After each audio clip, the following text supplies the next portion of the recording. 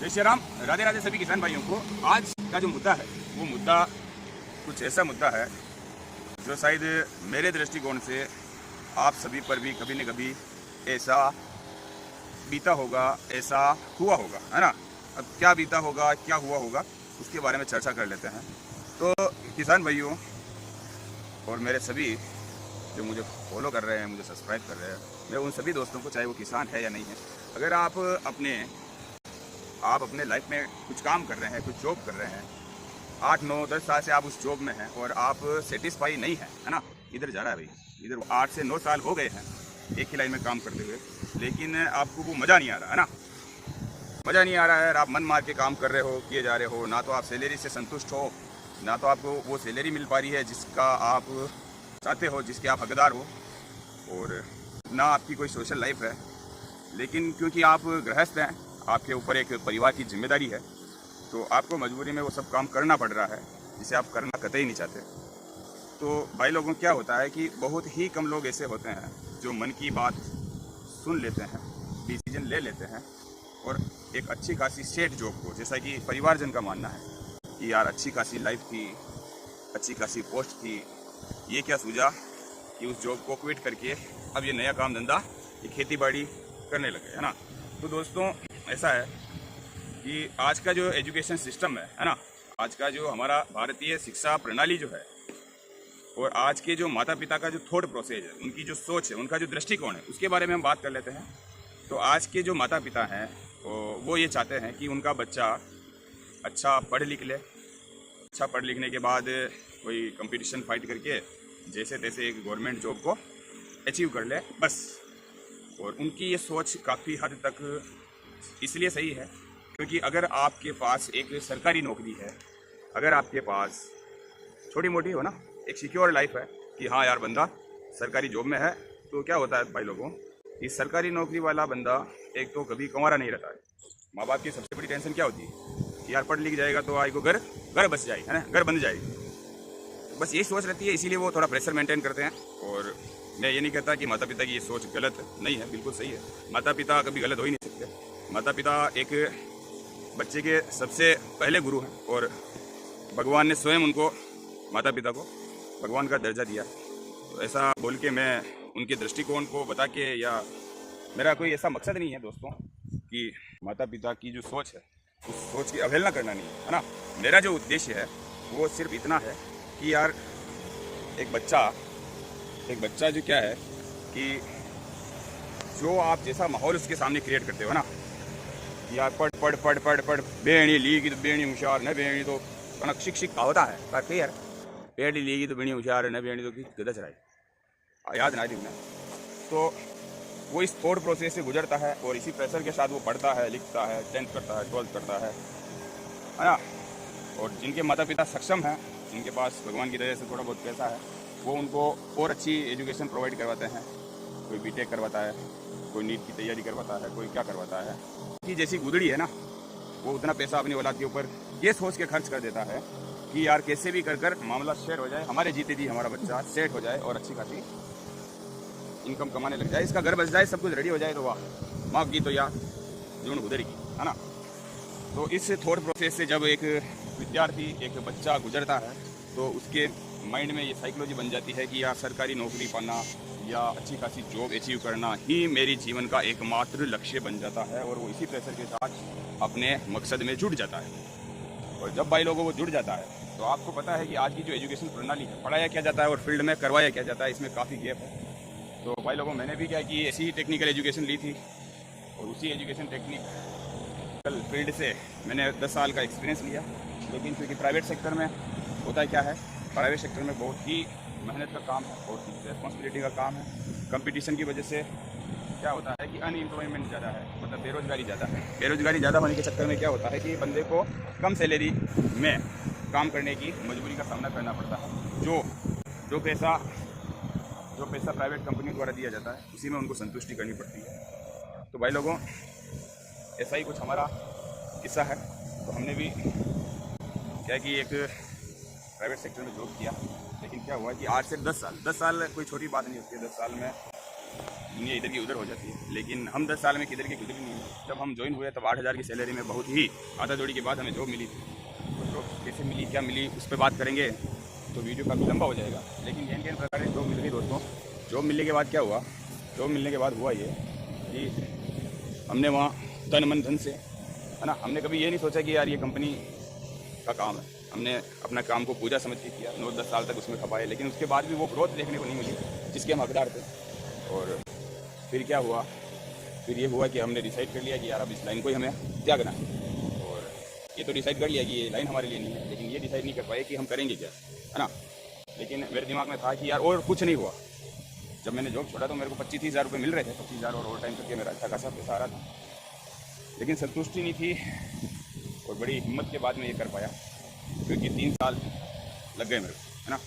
3 साल से मैं कैसे सर्वाइव कर रहा हूँ ये मेरी आत्मा जानती है। कैसे मैं अपना घर चला रहा हूँ, कैसे अपने माँ बाप को मैनेज कर रहा हूँ, क्योंकि वो खुद भी परेशान रहते हैं कि यार क्या करना चाहता है ना। तो आप समझ सकते हैं, अगर आपकी एक माँ बाप है कि एक औलाद अगर 8-10 साल एक जॉब करती है और फिर उसको ऐसे क्विट कर देती है, परेशान हो जाती है, तो काम तो पहले को करना पड़ेगा। क्योंकि माँ बाप कितने दिन के हैं और कितना साथ दे पाएंगे ये आपको सोचना चाहिए। तो हमने क्या किया, हमने सारे घोड़े दौड़ाने के बाद ये फैसला लिया है कि यार हम क्या करेंगे कि हम टेक्निकल दिमाग लगाएंगे खेती में, है ना।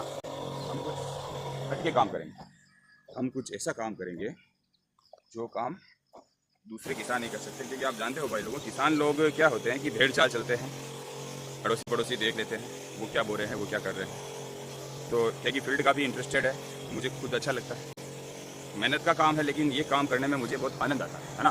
तो काम वही करना चाहिए जिसमें आपको आनंद हो, चाहे पैसे हो या नहीं हो। अगर आप वहाँ तन मन धन और पूरे इंटरेस्ट के साथ वो काम कर रहे हैं तो कामयाबी, सफलता, सक्सेस बाई प्रोडक्ट आ ही जाएगी, है ना। एक दिन आना ही पड़ेगा चक मार कर। तो भाई लोगों, हम अब कर रहे हैं खेती बाड़ी, और हमारी जो आजीविका चल रही है पिछले 3 सालों से वो इसी के माध्यम से चल रही है। हाँ, अभी तक हम ये कह सकते हैं कि वहाँ हम पर डे 1,000 रुपये प्राइवेट सेक्टर में मजदूरी के लेते थे, यहाँ पर डे 1,000 रुपये नहीं हो रहे। लेकिन यहाँ अगर 200 रुपये भी हो रहे हैं ना, तो उसमें संतुष्टि है ना। संतुष्टि इस तरह की है कि यहाँ किसी को हाँ जी मुझे जी सर, हाँ सर, छुट्टी लीव, ये वो फलाना टीम का, ऐसा कुछ नहीं। यहाँ हम जो करेंगे अपना रिजल्ट नेक्स्ट डे दिखेगा। तो बस मेहनत करते जाइए और कंसिस्टेंसी के साथ, फोकस के साथ अपने काम में लगे रहिए। अभी क्या हो रहा है कि हम वीडियो नेक्स्ट बनाएंगे। अभी क्या हो रहा है कि ये वर्क खाली हो गया फॉर्म, है ना, इसको फुल फिल करना। इस दिमाग को लोगों के लिए नहीं, अपने खुद के लिए दौड़ेंगे, है ना। तो खुद के लिए दौड़ेंगे। और हम खुद के लिए अभी क्या कर सकते हैं, अभी जो हालात है ना, क्योंकि माता पिता के द्वारा पहले ही एजुकेशन सिस्टम के ऊपर लाखों रुपए खर्च कर दिए गए, है ना। समय पहले ही बहुत बर्बाद हो चुका है। तो हम क्या करेंगे कि हम अब दिमाग लगाएंगे, है ना, कि उसका सारा प्रॉफिट आए अपनी जेब में। हाँ, कंसिस्टेंसी, हार्ड वर्किंग, फोकस, इन सब चीज़ों की ज़रूरत डेफिनेटली पड़ेगी। क्योंकि प्राइवेट सेक्टर में क्या होता था कि आप अगर लापरवाही कर जाते 2-5 दिन की छुट्टी ले पाते, लेकिन यहाँ ऐसा नहीं होगा। यहाँ अगर आप कहीं आ भी रहे हैं तो पूरी देख निगरानी करनी पड़ेगी, तब जाके रिजल्ट आएगा। तो अब हम करेंगे दिमाग का इस्तेमाल अपने खुद के लिए। और अभी जो हालात हैं, अभी जो परिस्थितियाँ हैं, वो ये कह रहे हैं कि अभी हम क्या कर सकते हैं कि हमारे पास भगवान का दिया हुआ ये थोड़ा बहुत ज़मीन का टुकड़ा है, पानी है, तो हम अपना दिमाग लगाएंगे खेती में, है ना। खेती को करेंगे टेक्निकली तरीके से। और यहाँ से कुछ किसान भाई मेरे साथ जुड़ेंगे, उनको हम शेयर करेंगे वो सारी चीज़ें, है ना, वो सारे एक्सपीरियंस जो चाहे वो नुकसान हुआ चाहे वो फ़ायदा हुआ, वो बातें आपके साथ शेयर करने से ये होगा कि अगर मैं कुछ गलतियाँ कर देता हूँ वो गलतियाँ आप ना करें, ऐसा हमारे वीडियो में आप पाएंगे। या कुछ ऐसा अच्छा काम हो जाता है जिससे मुझे बेनिफिट हो रहा है, तो वो हम आपके साथ शेयर करेंगे ताकि आप भी वो रिजल्ट ले पाएँ। तो आपसे मेरा अनुरोध है कि अगर आपको मेरा कंटेंट पसंद आ रहा हो तो आप मेरे इस यूट्यूब चैनल को सब्सक्राइब कर लीजिए। आप अगर मुझे कमेंट करते हैं, लाइक करते हैं, तो मैं थोड़ा मोटिवेट होऊंगा। वैसे मोटिवेशन से क्या होगा कि मुझे आपका एक कमेंट, आपका एक लाइक मुझे प्रेरित करेगा नेक्स्ट वीडियो बनाने के लिए। तो किसान भाइयों, आप मेरे चैनल को सब्सक्राइब ज़रूर कर लें। और आज हम जो कर रहे हैं, ये क्या कर रहे हैं, हम यहाँ लगाएंगे सब्जियाँ, है ना, सब्जियाँ लगाएंगे। तो उसके लिए हमने खेत तैयार कर लिया था, कुछ रील भी अपलोड किए थे हम। और अब हम क्या कर रहे हैं कि इसमें स्प्रे कर रहे हैं, है ना, स्प्रे करेंगे। तो ये स्प्रे किसका है, ये स्प्रे खरपतवार नाशक है। हाँ, हम चाहते तो इसको जैविक तरीके से भी इसको नष्ट कर सकते थे, लेकिन क्या होता है कि इसमें टाइम बहुत जाता है और टाइम इज मनी ना। लास्ट टाइम हमने क्या किया था, 100% है ना, प्योर नेचुरल तरीके से हमने लेकिन क्या होता है किसान भाइयों, प्योर नेचुरल तरीके से खेती करने के बाद भी मार्केटिंग में आप फेल होते हैं, है ना। आपके प्रोडक्ट की वैल्यू समझने वाला कोई नहीं मिलता है। मार्केट में आप शुद्ध देसी घी भी लेके जाएंगे ना, तो आपको क्या होगा कि उसके 1000 प्रूफ देने पड़ेंगे। लेकिन आज जो मिलावटी घी है ना, वो धड़ल्ले से बिकता है। आप सोचिए ज़रा कि कौन कंपनी ऐसी है ना, 400, 500, 600 रुपये लीटर आपको गाय का घी दे देगी, है ना। आप एक गाय लाइए, आप गाय लाके उसको बांधिए, उसको चारा वारा खिलाइए, आपको 1 किलो घी इकट्ठा करने में 15 दिन चले जाएंगे, है ना। 15 दिन की मेहनत के बाद आपको 1 लीटर और आपको मिल जाएगा 400 रुपये, है ना। आप जो घी कर रहे हैं शुद्ध देसी की ब्रांडिंग ना, अच्छे खासे फिल्म स्टार लेते हैं। ये क्या है कि यहाँ बिकता है झूठ, है ना। बाजार में बिकता है झूठ, अच्छी खासी मार्केटिंग कर ली, लेकिन हम ऐसा नहीं करेंगे।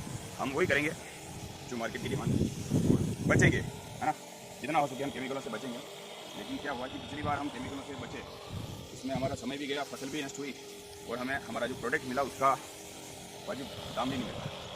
नो डाउट हम करेंगे इसको नेचुरली तरीके से। हम यूरिया DAP को इस्तेमाल नहीं करेंगे, हम वर्मी कंपोस्ट का इस्तेमाल करेंगे, देसी खाद का इस्तेमाल करेंगे, हम वर्मी वॉश का इस्तेमाल करेंगे। लेकिन जहाँ जहाँ ज़रूरत पड़ेगी हमें टाइम बचाने की, है ना, वहाँ हम केमिकल का यूज़ करेंगे। और आज हम केमिकल का यूज़ कर रहे हैं, हम खरपतवार नाशक का छिड़काव कर रहे हैं। इस छिड़काव के बाद क्या होगा भाई लोगों, इस छिड़काव के बाद जितने भी खरपतवार उगाए हैं ये 12-13 घंटे के अंदर नष्ट हो जाएंगे। इसके बाद हम 12 घंटे फिर होल्ड करेंगे और फिर जो हमारा तैयार नर्सरी है ना, मोरगन की पेंसिल सेगमेंट की हमारे पास मिर्च है, उसको ट्रांसप्लांट करेंगे। और सीजन टका टमाटर है, उसको हम ट्रांसप्लांट करेंगे, है ना। तो इसके बाद हम ये कोशिश करेंगे कि अभी क्या हो रहा है कि मज़दूर मिल नहीं रहे हैं ना, सारे मज़दूर अपनी अपनी मट्टी काट रहे हैं और मेरे पास भी अभी इतना समय नहीं है क्योंकि बाजार ये हुए काफ़ी टाइम हो गया, तो अब उसका ट्रांसप्लांट होना बहुत ही अति आवश्यक हो गया। इसलिए हम इस मजबूरी में इस केमिकल का छिड़काव करें। लेकिन आपको बता रहे हैं, है ना, ऐसा नहीं हम जो करेंगे दावत ठोक के करेंगे, जो बेचेंगे।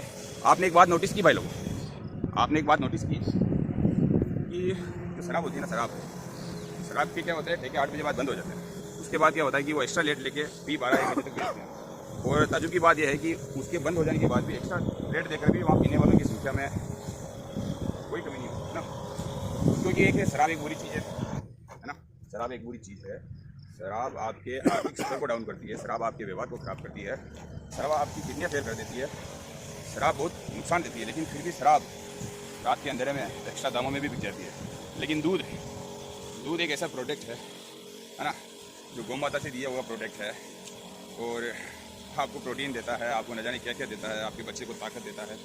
उसको बेचने वाले को बेचारे को सुबह सुबह 5 से 6 बजे उठकर आपके घर पर आकर गाड़ी का हॉर्न बजाना पड़ता है ना, तब जाके उसको उसकी मेहनत के पैसे मिल पाते हैं, है ना। उसके बाद भी आपके 17 नाटक होते हैं, पानी मिला लाया ये वो ना।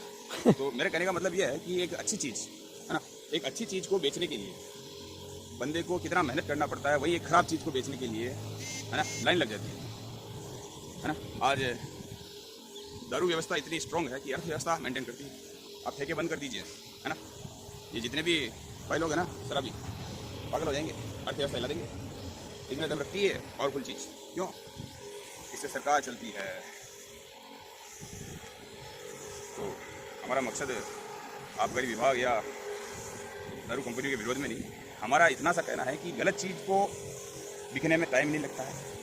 गलत चीज़ रात के 12 बजे एक्स्ट्रा दामों में बिक जाती है, लेकिन वहीं आप एक अच्छी चीज़, अच्छा प्रोडक्ट मार्केट में ले जा रहे हैं तो आपको 17 सवाल होंगे, आपके बेचने में बहुत दिक्कत आएगी, आपको अपने प्रोडक्ट का दाम नहीं मिलेगा। वहीं आप एक खराब चीज़ होगी तो रातों रात बिक जाए। लेकिन हम ऐसा नहीं करेंगे, हमें भी भगवान की दया से हमारे जो प्रोडक्ट हैं उसके बंदे मिलेंगे, हाँ, और हम भी यहाँ से अच्छा खासा छापेंगे। तो आज का वीडियो काफ़ी लंबा हो गया होगा किसान भाइयों, मिलते हैं नेक्स्ट वीडियो में। जय श्री राम, राधे राधे।